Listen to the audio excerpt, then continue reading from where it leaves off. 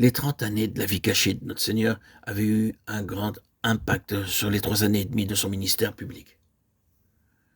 Les 40 années de Moïse, passées loin derrière le désert, veillant sur les moutons de son beau-père, avaient eu une grande incidence sur le restant de sa vie. Elle n'était ni perdue ni gaspillée, ni des années futiles. Ainsi donc, nous pourrions l'un après l'autre prendre pour exemple Abraham, David et bien d'autres qui avaient une longue, profonde et secrète histoire cachée. C'est à cause de cela qu'ils ont pu être utilisés par le Seigneur. Très souvent, quand Dieu travaille, c'est dans les dernières années d'une vie que se fait l'œuvre, bien plus que dans toutes les années antérieures. Cela ne signifie pas que les années qui ont précédé ont été peu importantes, n'ayant eu que peu de valeur. Cela signifie que Dieu a travaillé pour obtenir des valeurs intrinsèques et qu'au terme d'une existence, ces valeurs se manifestent. Prenez garde, jeunes gens, que vous ne considériez les aînés comme de vieux numéros. Vous pouvez violer le principe même de votre propre vie, celui de la valeur intrinsèque. Mais que Dieu soit miséricordieux pour un vieil homme ou pour une vieille femme qui n'a pas acquis cette valeur intrinsèque. À mesure que nous mûrissons, nous devons être la substance pour la génération qui suivra. Et que Dieu vienne en aide à la génération qui suivra sans avoir reçu l'héritage de cette valeur intrinsèque. Soyons prudents à l'égard de la manière dont nous jugeons les choses.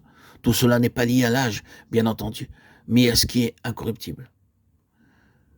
Permettez-moi, frères et sœurs en Christ, bien-aimés, auditeurs, auditrices, chers amis, de répéter que Dieu commence avec ce qui est intérieur et que son œuvre se manifeste seulement quand il peut exprimer ses valeurs intrinsèques et les faire connaître. C'est pourquoi il prend beaucoup de temps et beaucoup de peine pour que dans l'histoire secrète, cet objectif soit atteint. Vous pouvez peut-être penser, les années s'en vont, et que restera-t-il de tout cela? Bientôt, la vie passera, et j'aurai manqué le but. Il y a toujours eu des problèmes, des énigmes. Il se peut qu'en peu d'années, de nombreuses valeurs spirituelles se manifestent, à cause des temps par lesquels vous êtes passés, des valeurs issues de ce que vous pensiez être, à tort, comme du temps perdu.